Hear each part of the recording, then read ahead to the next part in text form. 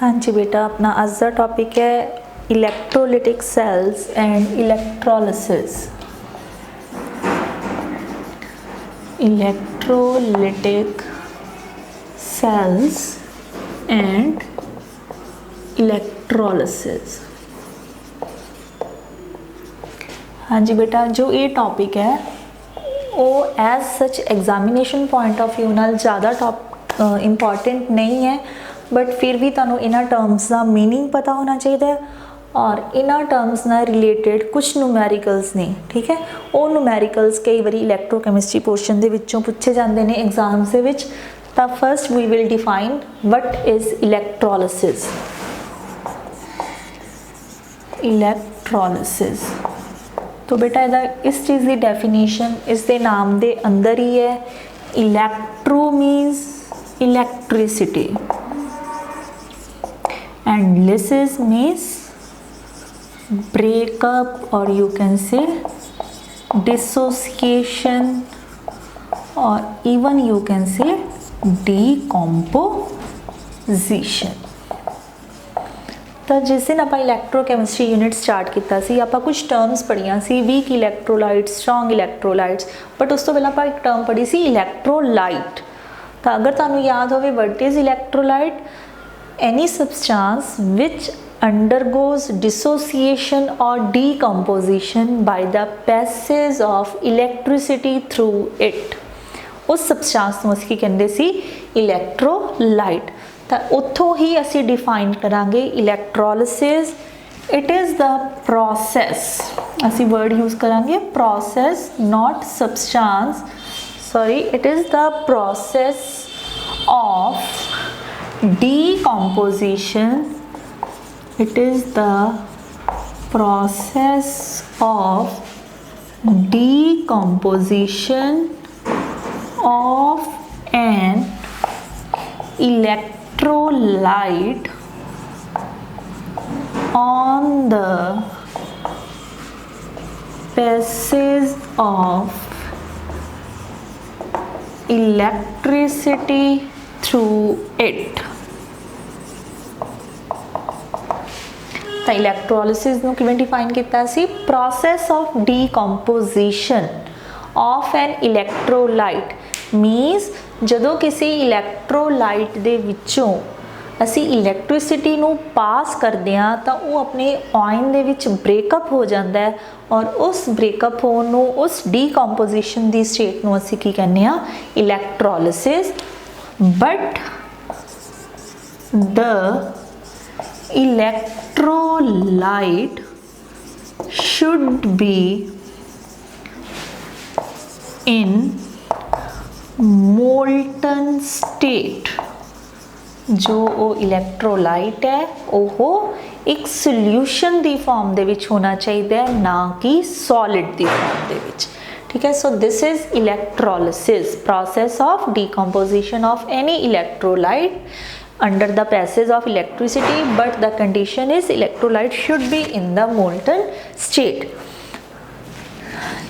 This process is carried out in a cell known as electrolytic cell। ਤਾਂ ਇਹ process जिस container ਦੇ ਵਿੱਚ ਕੀਤੀ ਜਾਂਦੀ ਹੈ उस कंटेनर ਨੂੰ ਕੀ ਕਿਹਾ ਜਾਂਦਾ ਹੈ बेटा, इलैक्ट्रोलिटिक सैल। हाले तक टिल नाउ जिन्नियां भी आप रिएक्शनस पढ़िया ने रिडॉक्स रिएक्शनस या उस लिए असी जो सैल यूज़ करते हैं उस सैल्स नूं असीं की कहंदे सी इलैक्ट्रोकैमिकल सैल, बट इस सैल नूं असीं की कहांगे इलैक्ट्रोलिटिक सैल। तो इलैक्ट्रोलिटिक सैल बेसिकली की है, एक कंटेनर है जो यूजली ग्लास का बनया हुंदा है, कच का बनया हुंदा है, या कुछ ऐसे मटीरियल का बनया हुंदा है जो कि हुंदा है बैड कंडक्टर ऑफ इलैक्ट्रिसिटी, ठीक है। तो इस कंटेनर नूं असी इलैक्ट्रोलिटिक सैल या इलैक्ट्रोलिटिक कंटेनर भी सिंपली कह दिंदे आ। इलैक्ट्रोलिटिक टैंक, सॉरी बेटा कंटेनर नहीं, टैंक, ठीक है। तो it is usually made up of glass और any substance which is a bad conductor of electricity. तो फर्स्ट ऑफ ऑल असी ये की फिल कर रहे हैं electrolyte but in the molten state. ठीक है, असी उसनों सोल्यूशन फॉर्म दे विच लिता होया है। फॉर एग्जाम्पल असी कोई इलैक्ट्रोलाइट दे विच वाटर मिक्सअप किया होया है, तो ये हो गया थोड़ा इलैक्ट्रोलाइट असी इहदे विच फिल करता। Then it contains 2 इलैक्ट्रोड्स।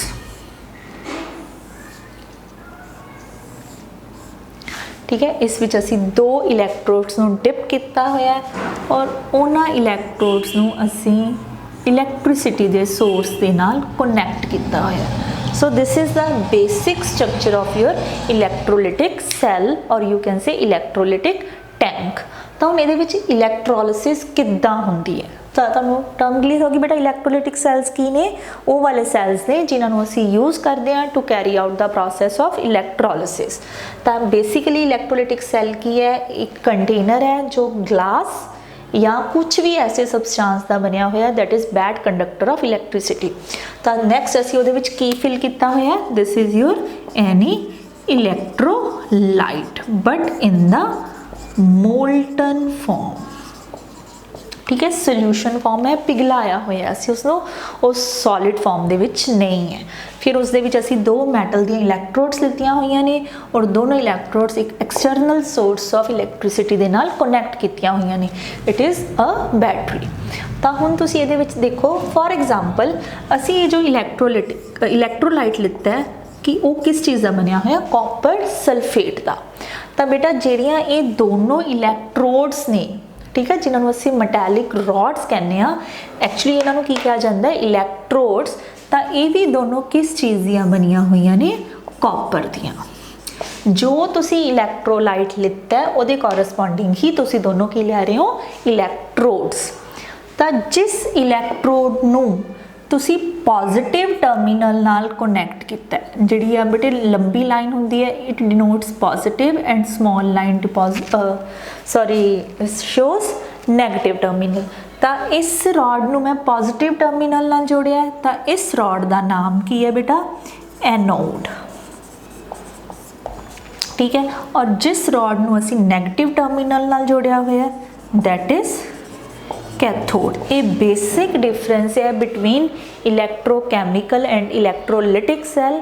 इलैक्ट्रोकैमिकल सैल दे विच जो एनोड हुंदी है that is connected to negative terminal, but in this case anode is connected to positive terminal. ठीक है, हुण देखो बेटा इहदे विच इलैक्ट्रोलिसिस का प्रोसैस चलदा किवें है।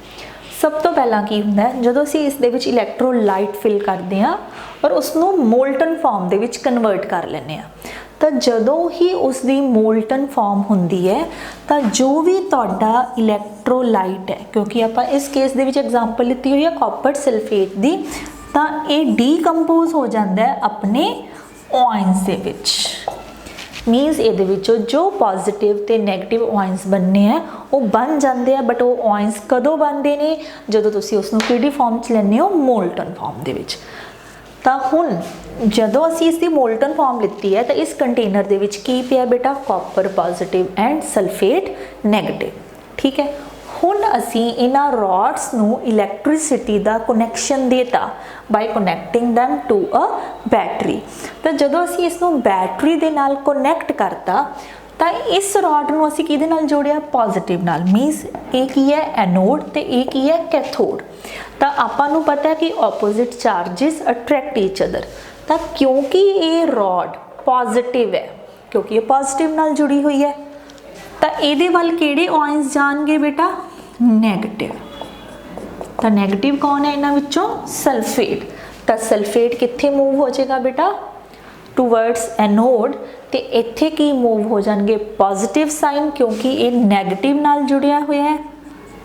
तो ये कोल आके की इकट्ठा हो जाएगा positive ion. This phenomena is known as ionic conduction. Means जदों ही असी इहदे विचों इलैक्ट्रिसिटी नूं पास किया तो जो इहदे विच आयन्स पए सी वो अपने अपने रिस्पैक्टिव ਇਲੈਕਟ੍ਰੋਡਸ ਦੇ ਉੱਪਰ ਜਾ ਕੇ ਇਕੱਠੇ ਹੋ ਗਏ, ਕਿਉਂਕਿ ਇਹਦੇ ਉੱਪਰ ਨੈਗੇਟਿਵ ਪੋਜ਼ਿਟਿਵ ਸਾਈਨ ਹੈ ਐਨੋਡ ਉੱਪਰ, ਤਾਂ ਇਹਦੇ ਕੋਲ ਕਿਹੜਾ ਚਾਰਜ ਚਲਾ ਜਾਏਗਾ, ਨੈਗੇਟਿਵ। ਇਹਦੇ ਉੱਪਰ ਨੈਗੇਟਿਵ ਸਾਈਨ ਸੀ ਤਾਂ ਇਹਦੇ ਕੋਲ ਕਿਹੜੇ ਆਇਨਸ ਚਲੇ ਜਾਣਗੇ, ਪੋਜ਼ਿਟਿਵ। ਤਾਂ ਜਦੋਂ ਬੇਟਾ ਇੱਥੇ ਨੈਗੇਟਿਵ ਜਾਊਗਾ ਉਹਨੂੰ ਮਿਲ ਕੀ ਰਿਹਾ, ਪੋਜ਼ਿਟਿਵ, ਤਾਂ ਨੈਗੇਟਿਵ ਪੋਜ਼ਿਟਿਵ ਕੈਂਸਲ ਹੋ ਕੇ ਕੀ ਹੋ ਜਾਣਗੇ, ਨਿਊਟਰਲ। ਤਾਂ ਇਟ ਮੀਨਸ ਇੱਥੇ ਕੀ ਹੋ ਰਹੀ ਹੈ, ਆਕਸੀਡੇਸ਼ਨ। ਕੀ ਹੋ ਰਹੀ ਹੈ ਇੱਥੇ, ਆਕਸੀਡੇਸ਼ਨ, ਕਿਉਂਕਿ ਨੈਗੇਟਿਵ ਤੋਂ ਕਿੱਧਰ मूव कर रहे हैं ਅਸੀਂ, ਜ਼ੀਰੋ ਵੱਲ। ਠੀਕ ਹੈ, ਇੱਥੇ ਕੀ ਸੀਗਾ, पॉजिटिव चार्ज गया बट उन्होंने उत्थों की मिल गया नैगेटिव, तो इत्थे की हो रही है रिडक्शन। तो ये चीज़ सेम है कि एनोड के उपर की हो रही है ऑक्सीडेशन और कैथोड के उपर की हो रही है रिडक्शन। ठीक है, सो इस चीज़ नूं बेसिकली आपां की कहने आ, इलैक्ट्रोलिसिस। तो ये जिहड़ियां सारियां चेंजिस होईयां ने, सारियां चेंजिस मीनस कि असी इलैक्ट्रोलाइट नूं पहला मोल्टन फॉर्म च लिता तो अपने अपने आयन्स दे विच ब्रेकअप हो गया, और उस तो बाद जदों असी इन्हां नूं इलैक्ट्रिसिटी दा सोर्स प्रोवाइड किया तो जिहड़ा पॉजिटिव साइन सी वो किधर चला गया, टूवर्ड्स कैथोड, उत्थे जाके की हो गया, न्यूट्रल। सिमिलरली जिहड़ा नैगेटिव साइन सी वो किधर चला गया, एनोड, तो वह भी उत्थे जाके की हो गया, neutral. These are called primary changes. ठीक है, तो इन्हां चेंजिस नूं असीं की कह दिंदे आ, primary changes. And this is basic concept of your electrolysis. ठीक है, बस इन्ना ही तुसी दिमाग दे विच रखना है कि इलैक्ट्रोलिसिस की हुंदी है, इलैक्ट्रोलिटिक सैल्स की हुंदे ने, ये बने किदां दे हुंदे ने, इन्हां च एनोड किस टर्मिनल नाल जुड़िया हुंदा है, कैथोड किस टर्मिनल नाल जुड़िया हुंदा है, एनोड उपर ऑक्सीडेशन हुंदी है और कैथोड दे उपर रिडक्शन हुंदी है। बिकॉज तुहाडे सिलेबस दे विच just basic idea of electrolysis है। So next is there are two laws which are in your syllabus, Faraday's laws of electrolysis. Again there is elementary idea of Faraday's law. So Faraday एक scientist सी जिसने इलैक्ट्रोलिसिस नू detail दे विच study किया और उसने अपने दो laws दिते ने regarding to electrolysis. So first law is known as Faraday's first law of electrolysis. Faraday's first law of electrolysis. हाँ जी बेटा, ये डेफिनेशन थोड़े एग्जाम्स लिए इंपॉर्टेंट है। According to this law the amount of any substance liberated at any electrode is directly proportional to the quantity of electricity passed through it. According to this law, the amount of any substance liberated at any electrode is directly proportional to the quantity of electricity passed through it. For example, जिवें आप previously हुणे study किया है कि जब असीं electricity नूं पास करते हैं तो जिहड़े रिस्पैक्टिव आयन्स ने अपने अपने इलैक्ट्रोड के उपर जाके इकट्ठे हो जाते हैं। ठीक है, फॉर एग्जाम्पल असीं जे कैथोड नूं थोड़ा तुसीं सोचो, कैथोड के उपर हो रही है रिडक्शन। कैथोड किहड़े टर्मिनल नाल जुड़ी हुई सी, नैगेटिव नाल, तो उहदे कोल किहड़ा साइन जाना सी, positive, minus copper positive from the solution. तो जदों वो कॉपर पॉजिटिव कैथोड कोल जाएगा, कैथोड कोलों की मिल जाएंगे उन्होंने इलैक्ट्रॉन्स, तो कॉपर उत्थे जमा होना शुरू हो जाएगा। ठीक है, तो यही चीज़ इन्होंने डिफाइन की है कि उस जो वो कॉपर कैथोड के उपर जमा हो रहा है उसका जमा होने का कितना अमाउंट होएगा वो डिपेंड करता है कि तुसी उहदे विचों इलैक्ट्रिसिटी नूं किन्ने टाइम लई पास किया है। जे तुसी इलैक्ट्रिसिटी ज़्यादा पास करोगे बेटा तो amount of substance will be more. If you pass less quantity of electricity then the amount of the substance will be less. So we will write it as W is directly proportional to Q. So what is W? Amount of substance. And what is Q? It is the quantity of electricity. So according to Faraday's first law, W is directly proportional to Q. But in physics you have studied Q is equal to I into T. Electricity है कि बेटा electricity का मतलब है कि असी कितना current किन्ने टाइम लिए भेज रहे हैं, ठीक है. So we can write W is directly proportional to I into T, और W is equal to Z into I into T. So what is Z here? So Z is known as constant of proportionality, और उस constant of proportionality का नाम की है electrochemical constant. electrochemical constant, ठीक है. तो इस चीज़ का तुहानू पता है कि अगर जो भी आप कोई कॉन्सटेंट ऑफ प्रोपोर्शनैलिटी लैने तो असीं उहनूं डिफाइन करते हैं. तो अगर असीं Z नूं डिफाइन करना है, then if I is equal to 1 ampere means current की है तुहाडा 1 एम्पीयर, और तुसीं उसनूं सिर्फ 1 सैकेंड लिए पास किया, टाइम कितना ले लिया आपां 1 second, then your W will be equal to Z. If I is equal to 1 ampere and T is equal to 1 second, then W will be equal to Z. So we will define electrochemical equation.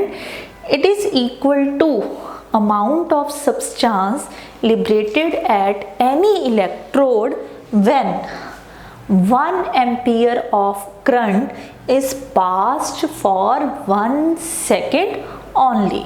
दोबारा सुन लो बेटा. How will you define electrochemical equivalent? It is equal to amount of substance liberated at any electrode when 1 ampere of current is passed for 1 second only. So this is your first Faraday's law of electrolysis. Next is second Faraday's law.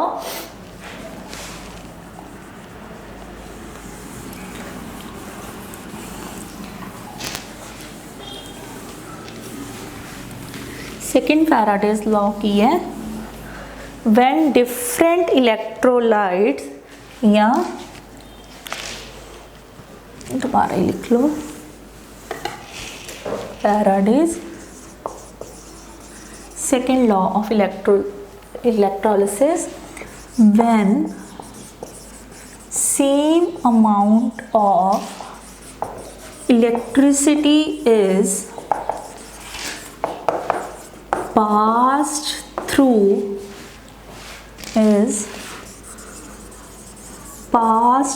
through different electrolytes connected in a series, then the amount of substances liberated at different electrodes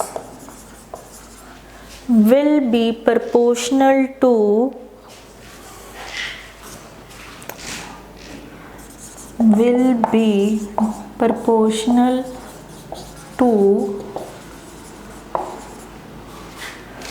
their respective equivalent weights. तो second law of इलैक्ट्रोलिसिस की है, कहते मान लो तुसी 2-3 electrolytic cells लिते हुए ने बेटे, और तुसी उन्होंने एक सीरीज दे विच कनैक्ट किया होया है, ठीक है. सारे दे विच इलैक्ट्रोड्स ने, ठीक है. I am just showing a rough diagram, ठीक है. मान लो ये कॉपर है, ये सिल्वर है, ये गोल्ड है, ठीक है. असी 3 इलैक्ट्रोलिटिक सैल्स एक सीरीज के जोड़ता, तो तीनों के असी सेम क्वांटिटी ऑफ इलैक्ट्रिसिटी पास की है. तो अगर इस विच कॉपर है, इत्थे कॉपर डिपॉजिट होएगा, इत्थे सिल्वर डिपॉजिट होएगी और इत्थे गोल्ड डिपॉजिट होएगा। और जिन्ना जिन्ना वेट कॉपर दा, सिल्वर दा या गोल्ड दा डिपॉजिट होएगा, that will be directly proportional to their equivalent weights. Means weight of copper will be proportional to the equivalent weight of copper, and weight of silver will be proportional to the equivalent weight of silver. Similarly, weight of gold will be proportional to the equivalent weight of the gold. But ये जो definition है, this is old definition, ठीक है। हुण इस चीज़ नू equivalent weight या weight नाल relate नहीं किया जाता। हुण असीं इन्हां नू represent करते हैं moles of electrons and moles of substances produce। मीनस जिथे असी लिखिया ना कि अमाउंट ऑफ सबसटेंस लिबरेटेड, असी उत्थे वर्ड यूज़ करते हैं moles of any substance liberated will be proportional to the number of moles of electrons. देखो अगर एग्जाम के तुहानूं डेफिनेशन आती है, डेफिनेशन नो डाउट तुसी ये भी लिख सकते हो, पर जदों असी न्यूमैरिकल सॉल्व करते हैं तो न्यूमैरिकल सॉल्व करन लई असी की टर्म्स यूज़ करांगे, मोल्स ऑफ सबस्टांसिस लिबरेटेड, ठीक है, और इत्थे वर्ड यूज़ करांगे मोल्स ऑफ इलैक्ट्रॉन्स रिक्वायर्ड, ठीक है। तुहानूं एक छोटी जी एग्जाम्पल देनी है। फॉर एग्जाम्पल असी लै रहे हैं NaCl दी इलैक्ट्रोलिसिस, सोडियम क्लोराइड। तो सोडियम क्लोराइड अपना की है कॉमन सॉल्ट, अगर असी इसनूं मोल्टन फॉर्म च लवांगे ये डिसोशीएट हो जाएगा सोडियम प्लस क्लोरीन नैगेटिव। तो हुण तुसी अपना रिव्यू करो कि पॉजिटिव ने किधर जाना है, पॉजिटिव जाएगा कैथोड वल और नैगेटिव जाएगा एनोड वल, ठीक है बेटा। हुण एक्चुअल दे विच हुंदा की पिया, सोडियम है जिहड़ा कैथोड कोल जाएगा उत्थे इहने एक इलैक्ट्रॉन लै लेना तो की बन जाना है सोडियम। सिमिलरली जिहड़ा क्लोरीन नैगेटिव है जदों वो एनोड कोल जाएगा उन्हें अपना एक इलैक्ट्रॉन रिलीज़ कर देना है, ठीक है। तो इत्थे असी की कह सकते हैं कि जे असी 1 मोल ऑफ सोडियम बनाना होवे, 1 मोल ऑफ सोडियम, तो तुहानूं किन्ने इलैक्ट्रॉन्स चाहिए ने, 1 मोल ऑफ इलैक्ट्रॉन्स। कितने इलैक्ट्रॉन्स चाहिए ने बेटा, for producing 1 mole of sodium we require 1 mole of electrons. But जिहड़ा ये क्लोरीन है ये सानू सबनों पता है कि chlorine is most stable in Cl2 form, ठीक है। तो Cl2 फॉर्म लई ਇਹਦਾ एक क्लोरीन बनया, सिमिलरली एक क्लोराइड आयन होर आएगा तो यही चीज़ फिर रिपीट होएगी। तो इट मीनस जे तुसी क्लोरीन मॉलिक्यूल बनाना है तो एक क्लोरीन बनाने लई तुहानूं किन्ने मोल्स ऑफ इलैक्ट्रॉन्स चाहिए ने, 2 मोल्स, ठीक है। जे तो असी 1 मोल सोडियम का बनाना है तो सानू किन्ने इलैक्ट्रॉन चाहिए ने बेटा, 1 mole of electrons. But chlorine किस फॉर्म च ज़्यादा स्टेबल होंदा है, Cl2 फॉर्म च। बट Cl2 बनन लई तुहानूं किन्ने इलैक्ट्रॉन्स का लैन देन करना पै रहा बेटा, 2 का। तो असी इत्थों लिख सकते हैं कि 1 mole of sodium will require 1 mole of electrons, but 1 mole of chlorine requires 2 moles of electrons, ठीक है बेटा। This is modern concept of Faraday's second law of electrolysis, ठीक है। तो मैं 1-2 न्यूमेरिकल करवा देनी है, तो ज़्यादा क्लीयर हो जाएगा।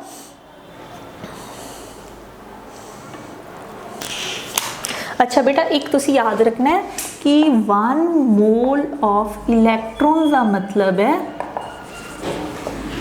कि तुहानू कितना चार्ज पास करना पै रहा है, 96500 कूलम, ठीक है। इस चीज़ को न्यूमेरिकल्स दे विच असीं यूज़ करांगे।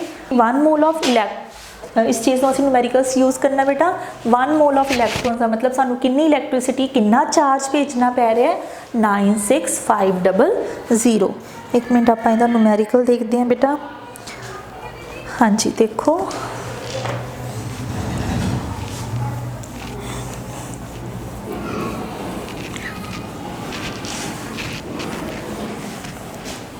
तुहाडे कोल प्रॉब्लम है, how many coulombs are required,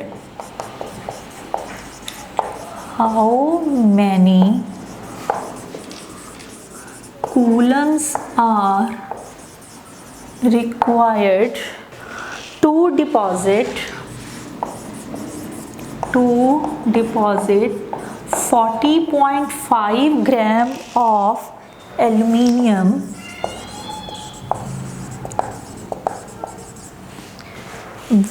when the electrode reaction is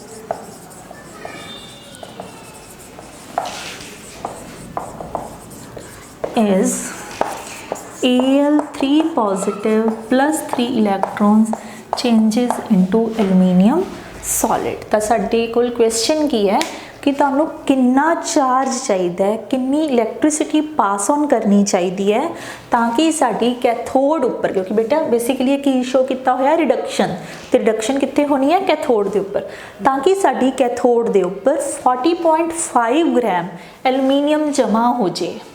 ठीक है, हुण तुसीं इस इक्वेशन नूं ध्यान नाल देखो, अगर असी 1 मोल, देखो बेटा ये अगे कोई कोफिशिएंट नहीं है, इसका मतलब है किन्ने मोल ने, ओनली 1 मोल। जे तुसीं 1 मोल ऑफ एलूमीनियम बनाना चाहते हो तो तुहानूं किन्ने इलैक्ट्रॉन्स की रिक्वायरमेंट है 3। ठीक है, तो हुण 1 मोल ऑफ एलूमीनियम, 1 मोल ऑफ एलूमीनियम का मतलब इसका वेट कितना है बेटा 27 ग्राम। ये जो 27 ग्राम है बेटा इसका एटॉमिक मास है। ठीक है, ਹੁਣ देखो जे तो तुसी 27 ग्राम एलूमीनियम बनाना है तो तुहानूं किन्ने मोल्स ऑफ इलैक्ट्रॉन्स चाहिए ने 3 moles. So we will relate for 27 gram of aluminium we require, सानूं किन्ने मोल्स ऑफ इलैक्ट्रॉन चाहिए ने 3 मोल्स। तो 1 मोल के उपर कितना चार्ज है बेटा 96500 कूलम। ध्यान नाल समझो बेटा, इस इक्वेशन तो देख के साफ पता लग रहा है कि 1 मोल एलूमीनियम का बनाने लई सानू किन्ने इलैक्ट्रॉन्स चाहिए ने 3 इलैक्ट्रॉन्स का मतलब 3 मोल्स ऑफ इलैक्ट्रॉन। तो 1 मोल ऑफ इलैक्ट्रॉन के ऊपर कितना चार्ज है 96500। तो 3 मोल्स के ऊपर कितना हो गया 3 मल्टीप्लाई बाय 96500। तो जे तुसी 1 ग्राम बनाना होएगा तो किन्ने चाहिए होंगे 3 × 96500 डिवाइडेड बाय 27। बट असी बनाना कितना बेटे 40.5, so it will be equal to 3 × 96500 divided by 27 multiply by 40.5। ठीक है बेटा, जो थोड़ा आंसर आएगा that will be your final answer. Similarly अगर मान लो कि तुहानूं आ जाता है नैक्सट क्वेश्चन, तुसीं देखो जी तुहानूं प्रॉब्लम आ जे how many coulombs are required to deposit 21.1 gram of copper. ठीक है, और रिएक्शन दी हुई है copper 2 positive plus 2 electron give us copper solid. ठीक है, तो हुण इत्थे तुहानूं की पता लग रहा है कि असी जे 1 मोल बनाना है कॉपर का तो सानूं किन्ने इलैक्ट्रॉन्स चाहिए ने 2। ठीक है, तो 1 मोल का मतलब इसका कितना वेट है 63.5 ग्राम। तो जे तो तुसी बनाना है 63.5 ग्राम ऑफ कॉपर तो सानू कितनी इलैक्ट्रिसिटी चाहिए है 2 मोल ऑफ इलैक्ट्रॉन मीनस 2 × 96500। जे 1 ग्राम बनाना हो 2 × 96500 डिवाइडेड बाय 63.5 और असी बनाना कितना चाहते हैं 21.1, तो multiply by 21.1। So in this way we can calculate the amount of electricity required. बस बेटा बेसिक न्यूमेरिकल्स यही ने जो तुहानूं एग्जाम्स दे विच ज़्यादातर पूछे जाते हैं। ठीक है, nothing is left related to electrolysis. Next topic है तुहाडा जो इंपॉर्टेंट है differences between the electrochemical cell and electrolytic cells. तो ये बेटा तुहाडा अपना काम है, तुसी डिफरेंसिस लिख के मैनू ग्रुप दे विच सेंड करने हैं। What are the main differences between the electrochemical and electrolytic cells. पर फिर भी मैं तुहानूं एक बारी बोल दिंदी हाँ, इलैक्ट्रोकैमिकल सैल्स किहड़े हुंदे ने in which chemical energy is converted into electrical energy. Electrolytic किहड़े हुंदे ने in which electricity is used to carry out chemical changes. Second difference ਕੀ ਆ ਜਾਏਗਾ, ਇਲੈਕਟ੍ਰੋਕੈਮੀਕਲ ਸੈਲਸ ਦੇ ਵਿੱਚ ਰਿਐਕਸ਼ਨਸ ਹਮੇਸ਼ਾ ਕੀ ਹੁੰਦੀਆਂ ਨੇ, ਸਪੌਂਟੇਨੀਅਸ, ਔਰ ਇਲੈਕਟ੍ਰੋਲਿਟਿਕ ਸੈਲਸ ਦੇ ਵਿੱਚ ਰਿਐਕਸ਼ਨਸ ਕੀ ਹੁੰਦੀਆਂ ਨੇ, non spontaneous. Third main difference ਆ ਜਾਏਗਾ ਕਿ ਇਲੈਕਟ੍ਰੋਕੈਮੀਕਲ ਸੈਲਸ ਦੇ ਵਿੱਚ ਅਸੀਂ ਦੋ ਹਾਫ ਸੈਲਸ ਲੈਂਦੇ ਆ, ठीक है, ऑक्सीडेशन अलग कंटेनर च होंदी है, रिडक्शन अलग कंटेनर च, बट इलैक्ट्रोलिटिक सैल्स दे विच असी ऑक्सीडेशन ते रिडक्शन सेम कंटेनर दे विच लैंदे आ। फोर्थ डिफरेंस की है, इलैक्ट्रोकैमिकल सैल्स दे विच एनोड नूं हमेशा नैगेटिव टर्मिनल नाल जोड़िया जांदा है, बट इलैक्ट्रोलिटिक सैल्स दे विच एनोड नूं हमेशा पॉजिटिव टर्मिनल दे नाल जोड़िया जांदा है। ठीक है, these are the main differences between the electrochemical and electrolytic cells. ठीक है, ਉਹਦੇ ਵਿੱਚ ਅਸੀਂ ਇਹ ਵੀ ਚੀਜ਼ ਐਡ ਕਰ ਸਕਦੇ ਹਾਂ ਕਿ ਇਲੈਕਟ੍ਰੋਕੈਮੀਕਲ ਸੈਲਸ ਦੇ ਵਿੱਚ ਅਸੀਂ ਸਾਲਟ ਬ੍ਰਿਜ ਨੂੰ ਯੂਜ਼ ਕਰਦੇ ਹਾਂ, but in electrolytic cells no salt bridge is required. So these are the main differences between electrochemical cells and electrolytic cells, that is very important for your exams. You have to write the main differences in your copies and send it to me in our groups. ठीक है, so thank you बेटा।